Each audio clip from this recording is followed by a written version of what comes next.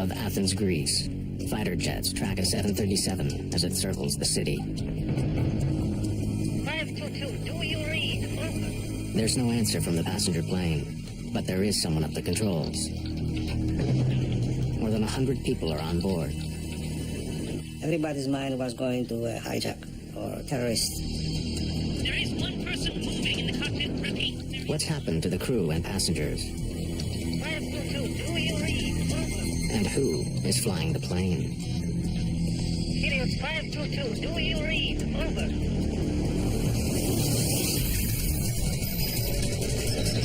Mayday, Mayday.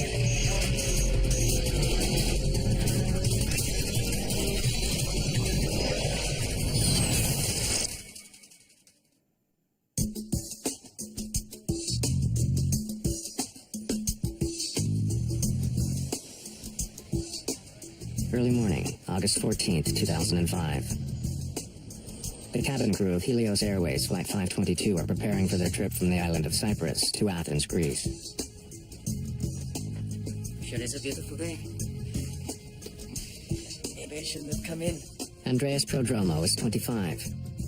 He isn't supposed to be working today, but he's taken the flight to spend some time with his girlfriend, who also works for Helios. It's the sort of day I'd like to be on flight. You will, Andreas. Prodromo is a flight attendant now, but he has bigger plans. One day he wants to fly for Helios.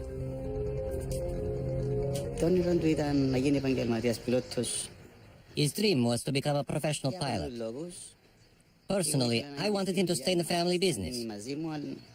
We often talked about this. In the cockpit, the flight crew is occupied with the daily routine of preparing their jet for takeoff. Right today. Captain Hans Merton is an East German, a contract pilot hired by Helios for the busy holiday season. Are you almost through? Pardon? You almost done. Nearly. Body over. His co-pilot is from Cyprus. Pambos Haralambous has been working exclusively for Helios for the last 5 years. Auto. Before beginning any flight, crews are required to perform dozens of checks on various pieces of onboard equipment. It's a routine but necessary procedure. Doors closed.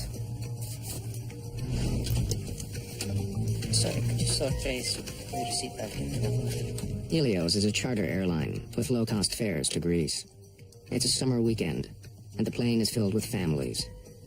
In all, there are 115 passengers on the morning flight. If you need any more help, let me know. Just come. They are low fare, no frills.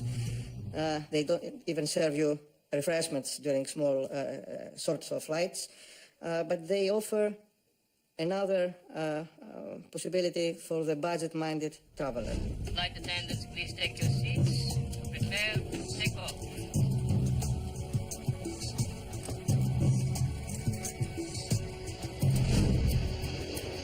Just a few minutes after 9 in the morning, Helios Airways Flight 522 lifts off into the bright sunshine. Nicosia Area Control, this is Helios 522. Request cruising at 340. Helios 522, you are cleared to climb 340. Have a good day. Set 340, 340. Minutes into the flight, the plane is still climbing towards its cruising altitude. Suddenly, an alarm blares in the cockpit. What is it? Takeoff config warning? The flight crew is confused. The takeoff configuration alarm normally only sounds on the ground. It tells pilots their jet isn't ready for takeoff. The crew doesn't know why it's sounding now. Uncertain what the problem is, the captain radios the Helios Operations Center at Larnaca Airport back in Cyprus. Operations, this is Flight 522, over. Flight 522, what can I do for you?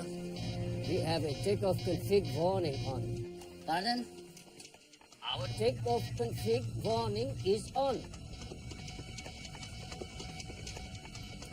I'm sure it's nothing. I'll let you know when we level off. With the first alarm still beeping in the cockpit, things become even more confusing. Their master caution alarm goes off. It could indicate that some systems on board are overheating. We now have a master caution. Get you an engineer. 522, just a minute.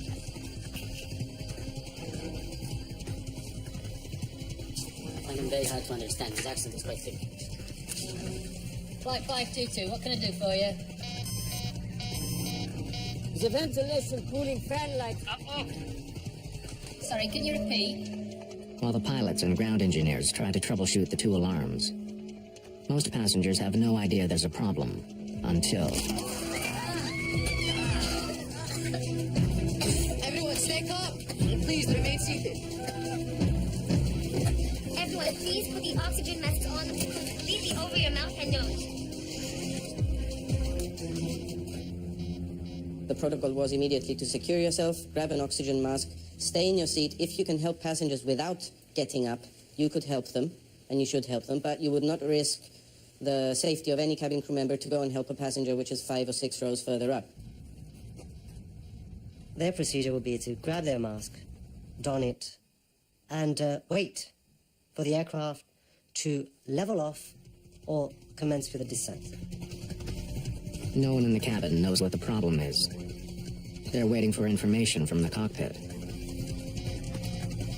The pilots are unaware that the oxygen masks in the cabin have dropped. And they still don't know why their takeoff configuration warning is on, or why their systems are overheating.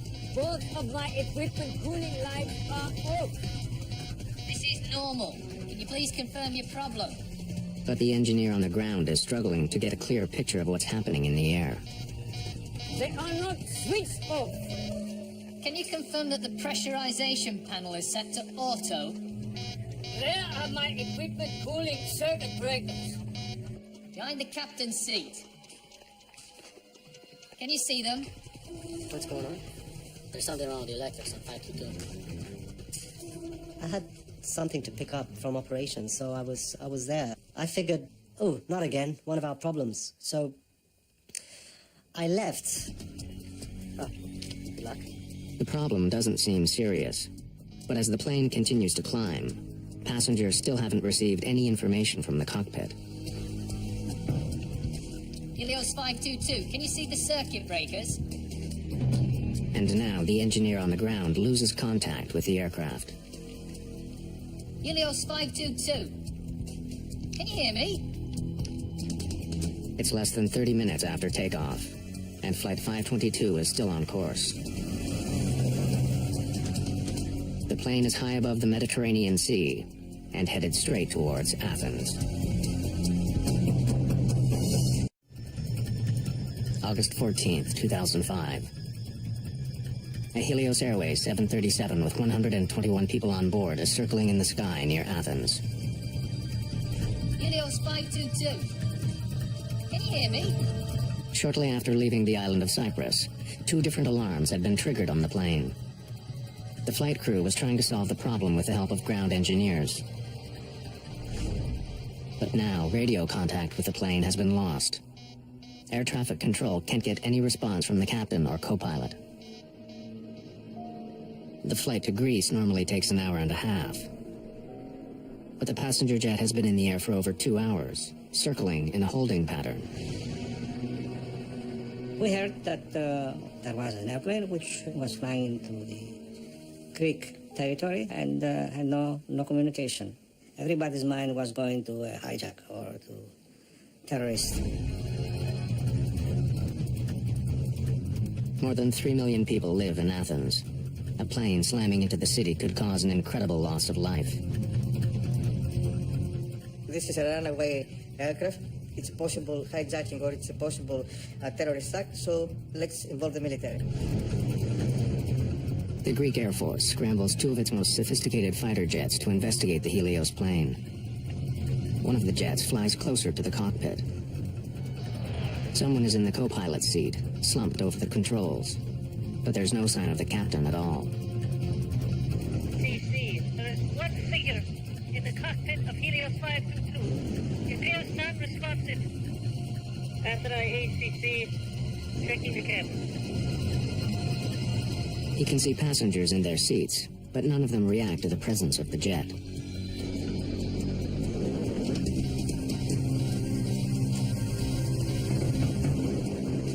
Then, the pilot sees someone moving in the cockpit. Satellite control, there is one person moving in the cockpit of Helios 522. Repeat, there is one person inside the cockpit. Helios 522, do you read? Over. Helios 522, over. Flight HCY 522, this is Mayday radar control. The F-16s continue shadowing the jet, but there's no response at all from the cockpit. One of them was actually in a shooting position behind the 737. The other one was nearby the cockpit, and he was trying to communicate visually with the person in the cockpit. Suddenly, the 737 turns left and begins to quickly descend. After ACC, Helios 522 turning sharply. Following down. From more than 10,000 meters, the plane drops towards the ground. Helios 522, over. Do you read? Helios 522. Do you read? Over. Then, 2,100 meters above the ground, the person in the captain's seat acknowledges the fighter jet for the very first time. But no words are exchanged. Neither the fighter pilot nor local air traffic control can make radio contact with the jet. Just after 12 o'clock, almost 3 hours after it took off from the island of Cyprus, Helios Flight 522 slams into the ground.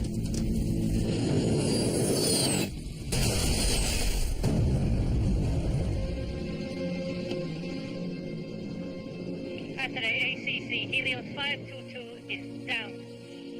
Repeat, Helios 522 is down on Grammatical Hill. Over. Fire and rescue workers rush to the crash site. There are no survivors. Flight attendant Lazaros Temetsian is stunned by what he hears at the company's operations center. It was the most chaotic scene I've ever seen. When I went back, our operations controller said that he lost the aircraft, and his eyes, he's starting to cry. Helios is a small company with just 3 jets. Members of the cabin crew have been working together for years. For Paul Simeonides, news of the crash is particularly terrifying. He's a flight attendant for the airline, and so is his fiancée. I think that must have been the worst 30 minutes of my life following that first image, because Victoria was flying that morning to Glasgow. I had everyone and his brother, every person we knew was calling me up to find out if I'm alive, if Victoria's alive, what happened, why it happened. Andreas Prodromo's father didn't know his son had been called to fill in on Flight 522. I got worried. I called Andreas's phone. He always had it on, and unfortunately, he wouldn't answer. After that phone call, I felt as if the ground was pulled out from under my feet. It is the worst air crash in the history of Greece. Most of the 121 victims are from Cyprus. The small island nation declares 3 days of mourning following the crash. It is an eerie disaster. For over an hour, air traffic controllers watched the passenger jet fly in radio silence closer and closer to Athens, with no idea of what was happening inside the jet. Now, piece by piece, investigators are trying to find out. So we climbed over the hill, and there we were, facing this situation, which was beyond any description. I saw a great area in front of me, which was burning. It was black. Burning, people spread, pieces of the airplane. Investigators immediately start looking for the cause of the crash. In the early days, their efforts take a frustrating turn. They recover the box containing the cockpit voice recorder, but the recorder itself has been thrown clear. It was difficult for us because we first found the case of the CVR very badly damaged, and we could not find the machine itself. Investigators need to know what happened to the pilots. Without the cockpit voice recorder, they have little to go on. So keep looking. Let's hope we can find it.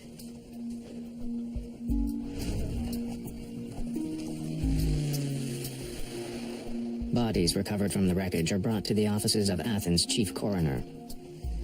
Autopsies add more mystery to the case. Everyone on board the plane was alive at the time of the crash.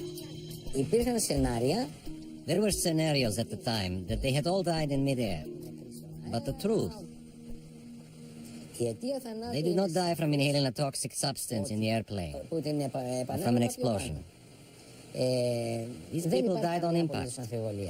Οι άνθρωποι σκοτώθηκαν. But if the passengers were alive the entire flight, why didn't the pilot of the fighter jet see any activity inside the cabin? And who was at the controls as the jet circled over Athens? When investigators find tissue samples in the remains of the cockpit, they make a stunning discovery. The person at the controls of the plane when it crashed was flight attendant Andreas Prodromo, a last-minute addition to the cabin crew. But why was he in the cockpit? Was he trying to save the plane? Or did he deliberately fly it into the ground? August 2005. The hunt for the cause of a mysterious airplane crash in Greece is now focused on finding the missing cockpit voice recording. Just before the plane went down, flight attendant Andreas Prodromo was seen in the cockpit, but investigators don't know what he was doing there. Several days after finding the outer case of the cockpit voice recorder, investigators find the recording itself. When Chief Investigator Akrivos Solakis listens to the final moments of the flight, it answers a vital question. Mayday. Mayday. This was no terrorist act. Flight 522 Athens. Prodromo was calling for help. Mayday. Solakis hears 5 separate Maydays on the tape, even though none of them were heard by air traffic controllers. From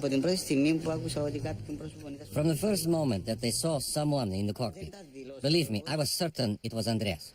He wasn't a coward. He knew something about planes, and he had the capacity to do something.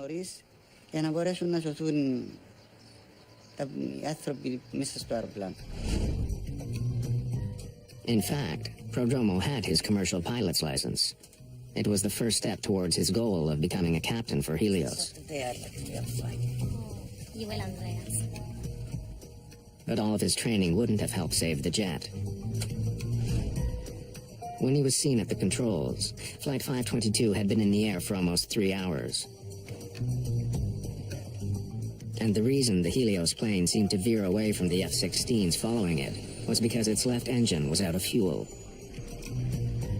No matter what caused the alarms to sound, the ultimate reason for the crash was simple. The DFDR and the CVR gave us absolute proof that the plane ran out of fuel. And this was the cause of the crash.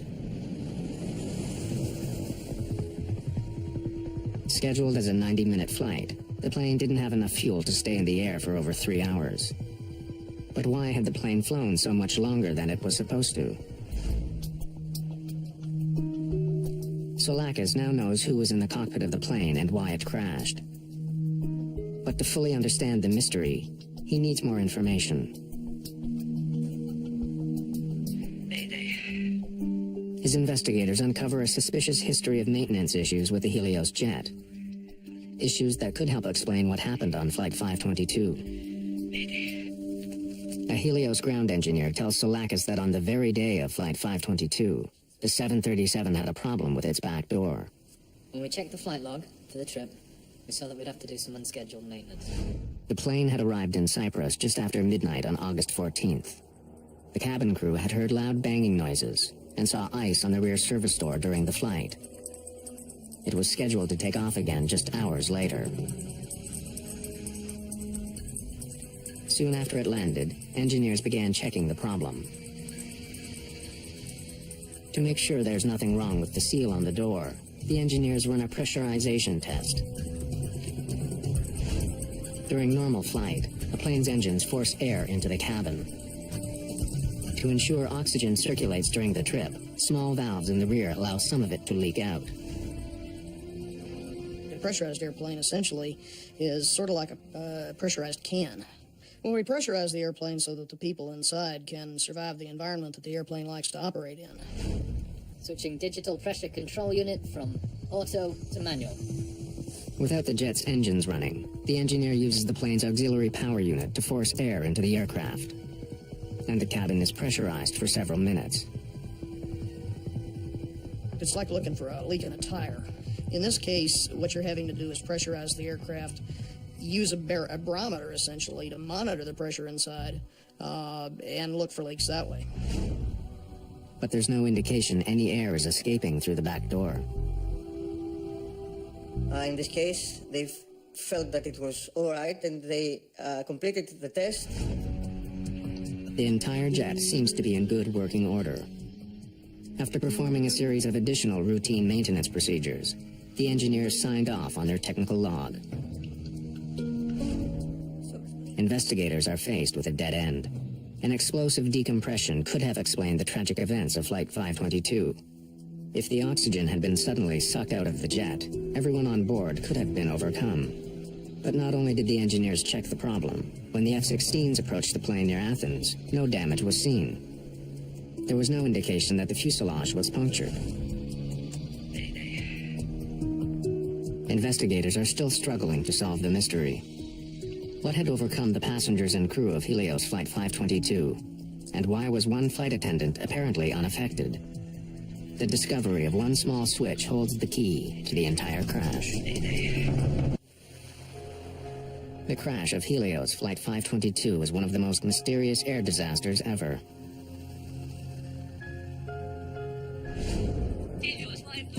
All investigators know for sure is that shortly after takeoff, the crew stopped communicating with air traffic controllers.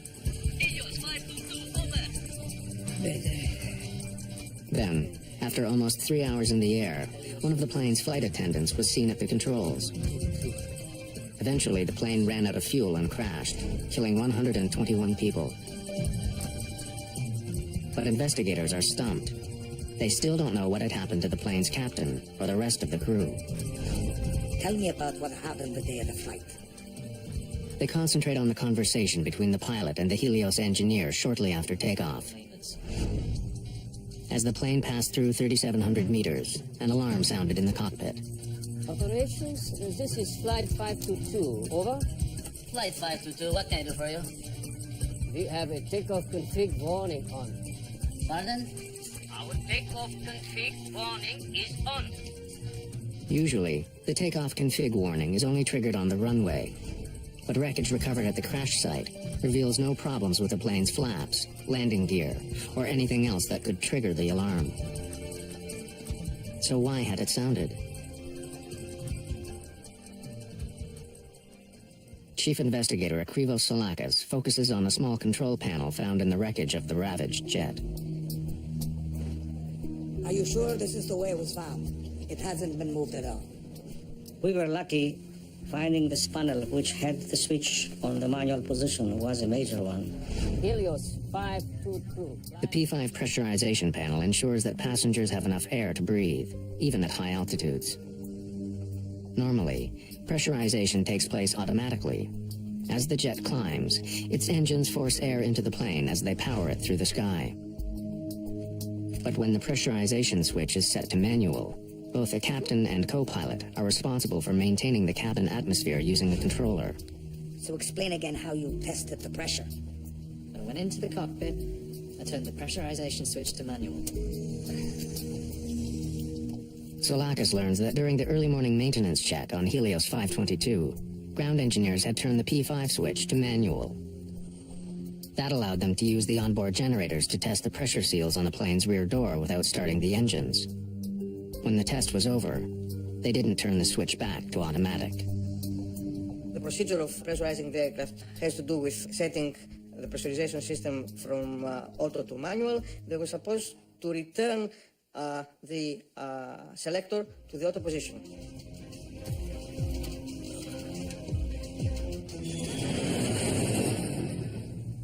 Lights are illuminated. Several hours later, when the flight crew entered the cockpit, the pressurization switch was still set to manual. Right today. Are you almost through? But neither the pilot nor co-pilot saw it. As a result, after takeoff, the cabin would not pressurize automatically. And the higher Flight 522 climbed, the thinner the atmosphere became.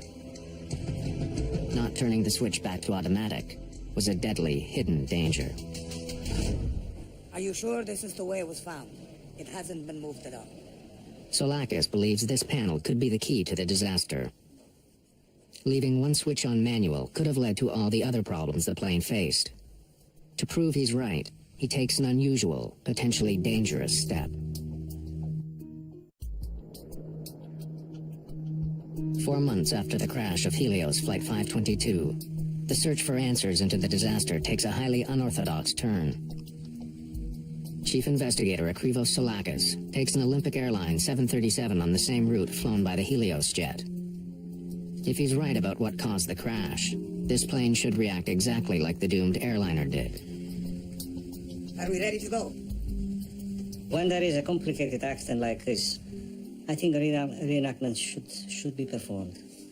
Of course, it's expensive to have a jetliner flying for 3 or 4 hours. Make sure the P5 is set to manual.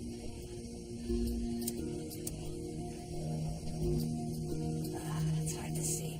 In the cockpit, Soulakis has the crew turn the pressurization switch to manual. A green light indicates it's no longer on automatic, but in the bright glare of an early morning departure, the light is hard to see.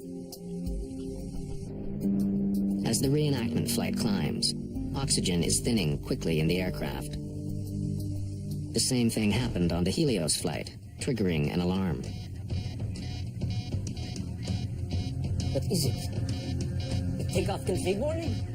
The alarm sounded, and that alarm was misinterpreted.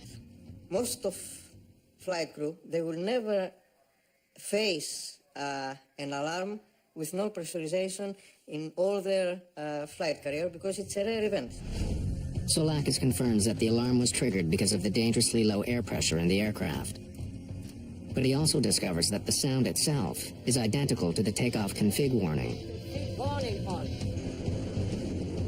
But even if the flight crew did misinterpret the first alarm, they still had another chance to determine what the real problem was. At almost 5,000 meters, the plane's master caution light flashed on and stayed on for almost a minute. You now have a master caution.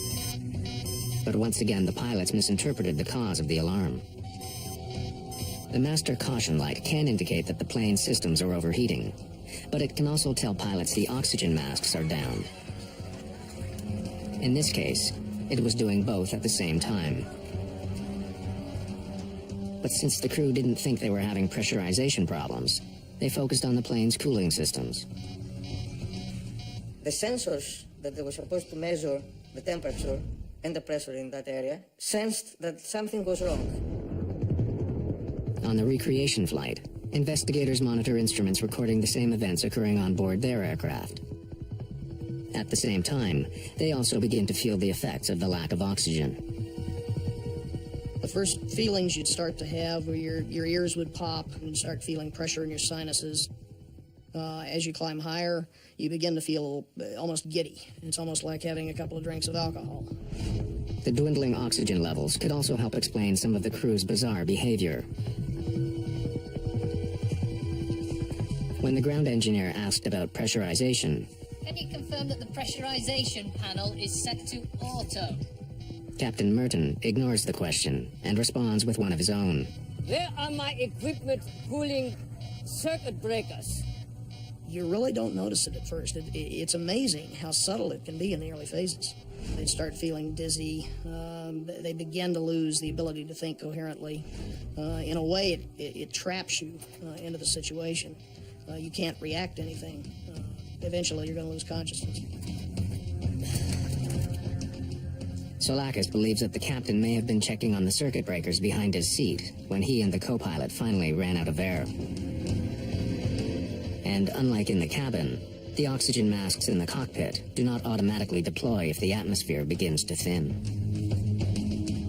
Helios 522. Can you hear me? On the other side of the locked cockpit door, no one in the cabin would have known that the plane was now flying itself. Nor would they have realized that a limitation of the passenger oxygen system had sealed the fate of everyone in the cabin. Passenger masks are supplied by a chemical generator above their seats, but the generators only produce enough oxygen to last about 12 minutes. What they're designed to do is give you enough oxygen so that you can survive until the pilots get the airplane down to a low altitude. And in almost every event where we've had a decompression, that's been perfectly adequate. For those who did put their masks on, they would have remained conscious for several minutes until their oxygen ran out. Then they too would have passed out. Once you get up to 34,000 feet, you're talking useful consciousness of 30 to 60 seconds. The hypoxia begins to cause them to lose consciousness. They're just going to go to sleep. Without a flight crew, Helios 522 would have continued to Athens on autopilot. When the crew didn't take control, the autopilot would have then put the jet in a holding pattern as it flew over the airport. To avoid the same thing happening on the reconstruction flight, Solakis restores pressure to the plane. The reconstruction also answers another question about the tragic flight of Helios 522. The cockpit voice recorder picked up several strange noises. They're heard just before Prodromo enters the cockpit. Solakis confirms that these sounds were made by Prodromo, using the electronic keypad to unlock the cockpit door. We confirmed all those items, and during the enactment flight, and it was very, very useful. It filled a lot of gaps we had. Okay, take it down. For Chief Investigator Solakis, the reenactment flight has been convincing. There was no dramatic cabin failure. Instead, a series of small mistakes and misunderstandings had led to the worst air disaster in Greek history. 15 months after the crash, Greek authorities released the official report on Helios Airways Flight 522. But mysteries remain. What was happening in the cabin while the doomed airplane flew towards Athens? And why was Andreas Prodromo the only one conscious at the very end? The crash of Helios Flight 522 was the worst disaster in the history of Greek aviation. Like many crashes, it was a fatal combination of mechanical problems and human error. The final accident report details a tragic series of oversights and false assumptions made by the flight crew. Problems that could have been easily prevented turned deadly for all 121 people on board. Where are my equipment cooling circuit breakers? Behind the captain's seat. Can you see them? But what the final report does not do is explain what happened in the cabin of the plane. What actions did the flight attendants take? And why was Andreas Prodromo still conscious after almost 3 hours? Mayday. Mayday. Interviews with Helios safety instructors and crew members paint a tragic picture of what may have occurred. Everyone, please put your masks on. I'm not sure what the trouble is, but remain calm and please remain seated. Prodromo was sitting at the back of the cabin. When the oxygen masks fell, he would have waited for instructions from the cockpit. The flight attendants sitting at the front of the plane would have done the same. But none of them would have waited forever. We made it an issue at Helios to emphasize that cabin crew should not entirely depend on their procedures, but to think on their feet and to adapt to any impending situation. In most depressurizations, the plane descends quickly. But as minutes passed on the Helios flight, the plane continued to climb. Unsure of what was going on, Prodromo would have tried to contact the flight crew. Captain, Captain Merton. But he gets no response. Can you give us an update, please? Captain Merton. With no word from the cockpit, he would have soon realized that this was not a typical depressurization. When there was no call-out from the cockpit and the aircraft didn't start an emergency descent, there was absolutely no protocol. They would be winging it. By now, Prodromo must have felt that something was terribly wrong. But to find out what the problem was, he had to leave his seat. The oxygen available on a 737 is, of course, the dropout oxygen. 10% of those masks are available for the crew in case of a depressurization incident. There are extra masks per every seat row. Taking advantage of the extra passenger masks, he could have made his way to the front of the plane, a process cabin crews call monkey swinging. But if more than 12 minutes had passed, his girlfriend and the other flight attendant may have still been in their seats, and like the passengers, overcome by hypoxia. But Prodromo was a scuba diver and a former soldier in the Cypriot Special Forces. His training may have helped him to stay alert a little longer. Andreas was not a coward. He was a brave person. Fearless. Brave and very calm. But to survive after the passenger oxygen system stopped working, he needed another solution. The 737 had 4 portable oxygen bottles. Using them would have given him some freedom. And while the F-16 pilot saw Prodromo in the cockpit just before the crash, it may not have been the first time he had gone in. As he did at the end of the flight, he could have used the security code to unlock the door earlier. The procedure would be to enter the flight deck via the cockpit door. Initially to bang on the door, and then, if no response is forthcoming, to enter the code and enter the flight deck. During the accident investigation, DNA was discovered on an oxygen mask in the cockpit that matched the co-pilot's. It's possible Prodromo used it to try and revive him.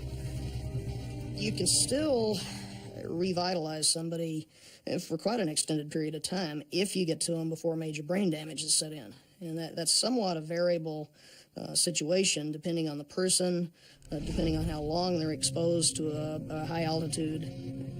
But if he was in the cockpit earlier, why did he leave? No one will ever know. Probably was a little bit disoriented, a little bit confused. He's reacting a lot slower than he normally would. What was his state of mind? What was his physical condition? We think that he knew what was really the problem, but is that the real situation? It's a real question. After 3 hours in the air, everyone who didn't have bottled oxygen would have been unconscious. As it approached Athens, Flight 522 was now a ghost plane. Most of the victims, they probably still had heartbeats when the airplane crashed, but almost certainly were in an irreversible coma. Hypoxia is no more painful than falling asleep. But for Andreas Prodromo, the flight must have been a nightmare. As the F-16s roared to meet the jet, and with his oxygen running out, he must have known that he too was almost out of time. Yet to the very end, he didn't give up. Prodromo made one last attempt to save the plane. When he returns to the cockpit, the young flight attendant who dreamed of becoming a pilot calls for help. Mayday. But no one can hear him. Likely because the radio was still tuned to Larnaca, the airport on Cyprus from where the flight had taken off. Fighting hypoxia and struggling to control an airplane larger than any he had ever flown, Prodromo was in an impossible situation. Even if he could have landed the plane, it was now too late. Flight 522 was out of time and fuel.